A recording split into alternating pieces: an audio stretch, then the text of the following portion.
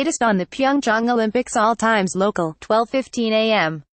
NBC has apologized for an on-air remark by an Olympics analyst that cited Japan as an example that has been important to South Korea's transformation. Advertising in red invented by cited. The remark was made by analyst Joshua Cooper Ramo during NBC's coverage of Friday night's opening ceremony of the Winter Games in South Korea.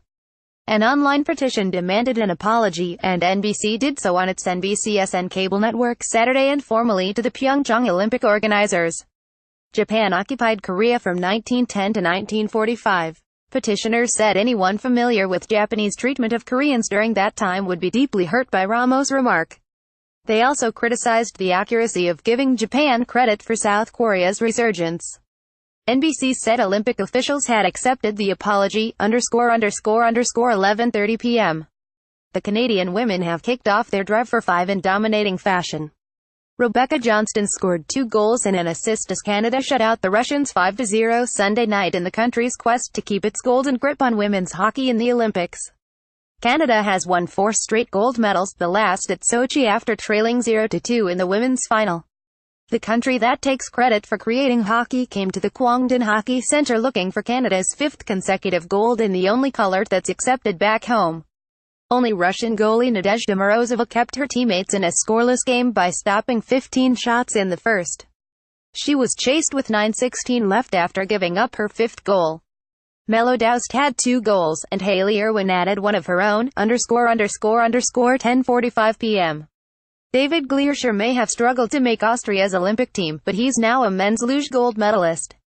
Chris Masdor has given USA Luge its first men's singles medal, and the reign of Germany's Felix Loch as Olympic champion came to a sudden and shocking end. Glearscher finished his 4 runs in 3 minutes, 10.702 seconds for the gold, Austria's first in men's luge in 50 years. Masdor finished second and Germany's Johannes Ludwig took third. Loch struggled in the final run and slipped all the way to 5th, ending his bid to become the second slider to win the event 3 consecutive times. Glearscher had never even medaled in a World Cup singles race before, ___10:40 p.m. Perrine Lafont put France in the medals column at the Winter Olympics, skiing through the bumps and snow to take the women's moguls title. The 19-year-old gave her country its first women's gold medal in the 26-year history of the event. Justine Defoe-Lapointe of Canada finished second to add silver to the gold she took 4 years ago in Sochi. Yulia Galisheva of Kazakhstan won bronze to give her country its 8th winter medal since it started competing separately after the breakup of the Soviet Union. The Americans had a rough night in the snow. None made the 6-woman final, and top-ranked Jalen Koff finished 7th. Lafont won by landing both her jumps without a bobble. Her score of 79.72 was more than 2 points better than Defoe-Lapointe's, ___10 p.m. World Cup leader Maren Lundby had a minor crash during training for the women's ski jumping normal hill final at the Pyeongchang Olympics.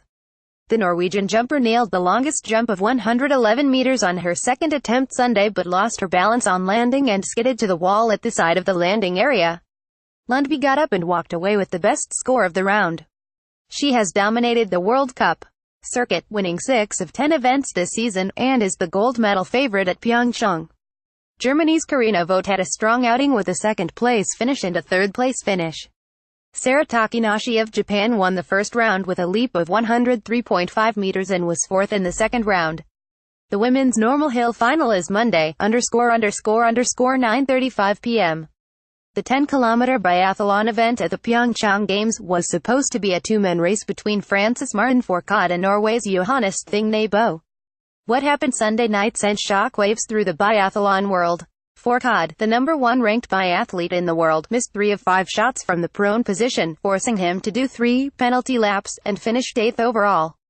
Thing-Nebo, the world's number 2, missed 3 from the prone position and 1 from the standing position with his .22 caliber rifle to finish a distant 31st.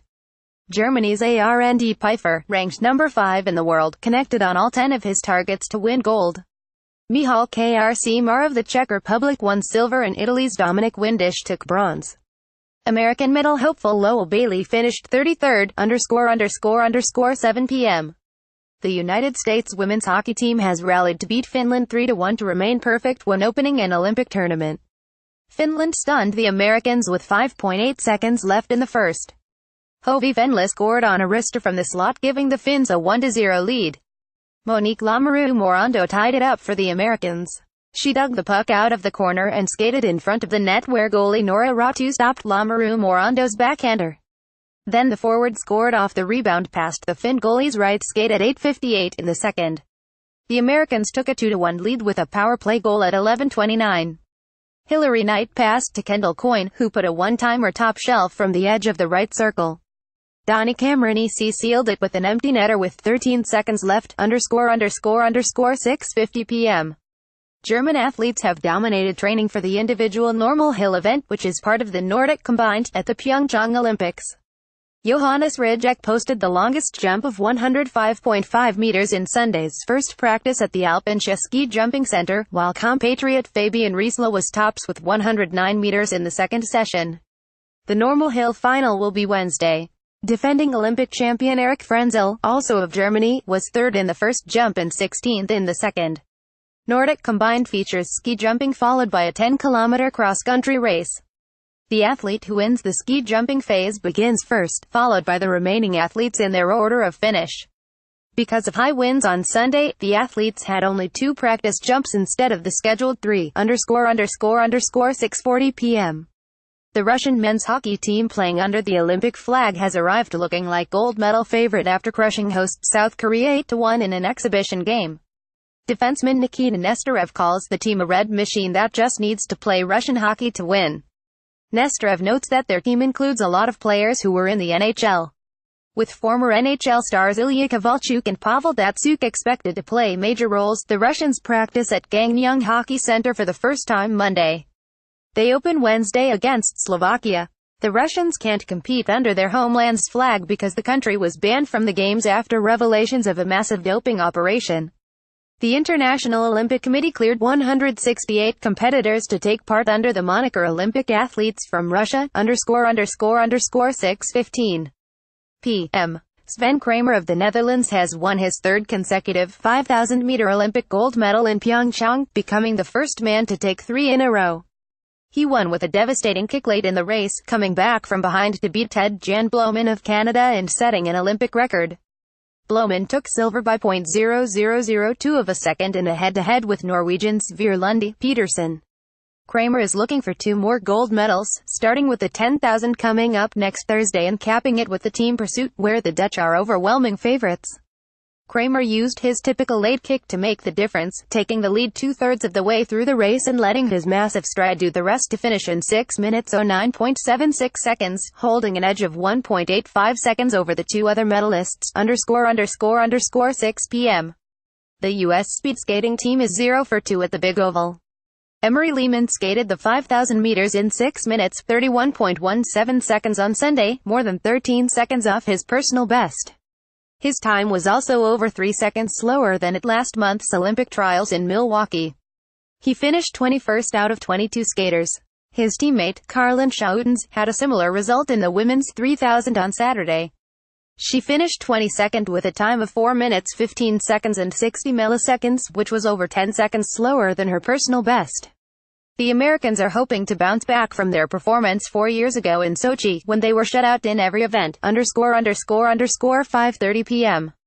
Japanese forward Rui Yukita has been suspended 1 game by the International Ice Hockey Federation for kicking at an opposing player late in Japan's 2-1 loss to Sweden to open preliminary play in women's hockey. The IIHF announced the suspension Sunday. Yukita will miss Monday's game against Switzerland in preliminary play. Yukita scored the lone goal for Japan, but the disciplinary panel studied videos and ruled Yukita made a kicking move toward Annie Sweden's lower body after a battle for the puck in front of the Swedish bench. Sweden pushed Yukita to the ice. While Sweden was over Yukita, the Japanese forward kicked. The IIHF says the panel determined the kicking motion was not momentum from the play but a clear movement toward an opponent. That violates a federation rule, ___5:20 p.m. American skier Gus Kenworthy is embracing an unofficial role at the Pyeongchang Winter Games, as flag bearer for the LGBT community. He hopes to help reach a point where being a gay athlete is no longer an issue.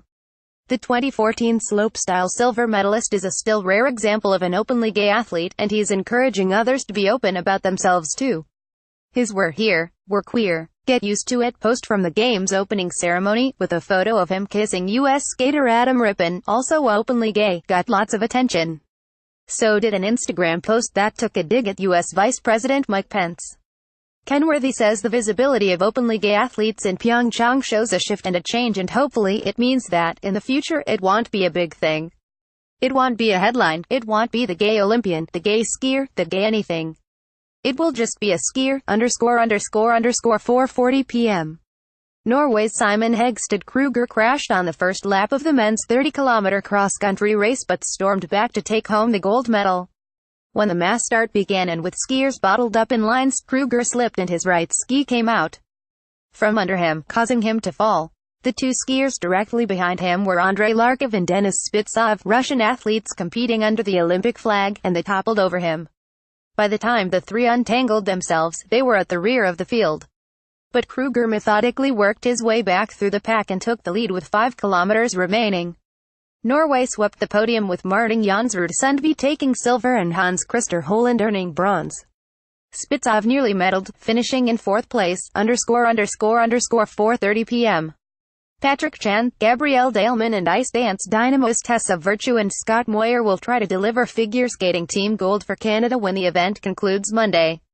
The Canadians have 45 points, 6 ahead of the Russians, heading into the men's, women's and ice dance free programs. The U.S. is third with 35 points, 1 ahead of Italy. Teams were required to submit their final lineups after Sunday's competition. Alina Zagatova will handle the free skate for the Russians, while Mikhail Kolyata tries to rebound from his dismal short program. Dmitry Soloviev and Ekaterina Bobrova will do the ice dance. The U.S. team is making 2 substitutions, with Marina Gasu taking the baton from Broad Kennel and Adam Rippon replacing Nathan Chen. Alex and Maya Shibutani will be back for the dance, ____ 4:25 p.m. Norway's Simon Hegstad Kruger, who fell and crashed on the first lap of the men's 30-kilometer cross-country race, has stormed back to take the lead with 5 kilometers left. As the mass start began and with skiers bottled up in lines, Kruger appeared to slip in mid-stride and his right ski came out from under him, causing him to fall to the ground. The two skiers directly behind him, Russians Andrei Larkov and Denis Spitsov, couldn't stop and toppled over him. The skiers became entangled and lost more than 10 seconds to the field. Spitsov has battled back to move into 7th place, ____ 4:05 p.m. Matt Rooney will be in net for the United States against Finland in the Americans' Olympic opener in women's hockey. This is the first Olympics for the 20-year-old goalie from Andover, Minnesota. U.S. coach Rob Stauber picked Rooney over Alex Rigsby and Nicole Hensley for their opener after Rooney went 4-0-2 with 1.81 goals against average and a .916 save percentage. Rooney won 3 of the first 4 games between the Americans and Canada last fall. Her last international game was December 17 in Edmonton, Alberta, in a 2-1 overtime loss to Canada, to wrap up an exhibition slate between the sport's North American powers. The United States is looking for its first gold medal in 20 years. The Americans won gold when women's hockey debuted in the Olympics in 1998 in Nagano and have been shut out in the past 4 games. They've never lost to Finland in 6 games at the Olympics, and they beat Finland 3-1 in the preliminary round in 2014 in Sochi, ____ 3:55 p.m. The men's 30-kilometer cross-country skiathlon turned into a NASCAR race on the first lap. As the mass start began and with skiers bottled up in lines, Norway's Simon Hegstad Kruger appeared to slip mid-stride, and his right ski came out from under him, causing him to fall to the ground. The two skiers directly behind him were Andrei Larkov and Denis Spitsov, Russian athletes competing under the Olympic flag, and they toppled over him. The 3 men spent several seconds desperately trying to untangle their boss and their skis from one another. By the time they got going, they had lost several seconds to the lead pack. All 3 were considered top skiers. Hegstad was ranked 7th in the World Cup standings, with Larkov 11th and Spitsov 16th, ____ 3:30 p.m. Michaela Schifrin and the rest of the women's giant slalom racers get a rare chance to open the alpine schedule at the Olympics. The men's downhill has been postponed because of high winds. That means the women will compete before the men in ski racing at a Winter Games for the first time since 1984. As her mother, Eileen, who also serves as a coach, watched from the bottom of the Yongbyon Hill, Schifrin joined other racers in taking a couple of casual trips down a gateless giant slalom piece during a free ski the day before Monday's race. The last time the women competed before the men was at the Sarajevo Games, when a blizzard led to a rearranged schedule. The 22-year-old Schifrin could be a transcendent figure over the next 2 weeks. She was the slalom gold medalist at the 2014 Sochi Games, where she also finished 5th in the giant slalom. She is considered a top medal contender in both this time around.